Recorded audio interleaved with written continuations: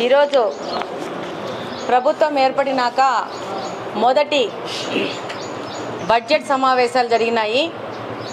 ఈరోజు ఎంతో నమ్మకంతో ఒక మార్పు దిశగా కడప నియోజకవర్గంలోని ప్రజలందరూ ఈరోజు ఒక మహిళగా నన్ను ఆదరించడం కానీ ఈరోజు కడపకు అభివృద్ధి కావాలని చెప్పేసి ఎంతో నమ్మకంతో ఓట్లేసి ఇక్కడ గెలిపించినందుకు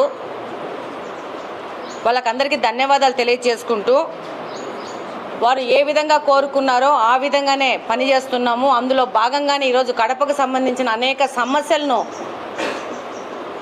అసెంబ్లీలో ప్రస్తావించడం జరిగింది. అలాగనే కడపకే కాదు రాష్ట్ర సంబంధంగా కూడా సమస్యలను అసెంబ్లీలో ప్రస్తావించడం జరిగింది.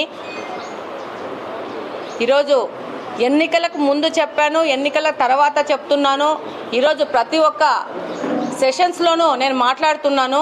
మన రాష్ట్రంలో ఈ మాదక ద్రవ్యాల వలన యువత ఎంత నష్టపోతూ ఉంది, అది ఏ ఏ రూపాల్లో వస్తూ ఉంది అనేది శాసనసభ సాక్షిగా ప్రభుత్వం దృష్టికి తీసుకుపోతున్నాను. దాని మీద పోరాటంలో ఏ విధంగా ఎన్నికల ముందు వాగ్దానం చేస్తున్నామో ఆ విధంగానే పని చేస్తున్నాము.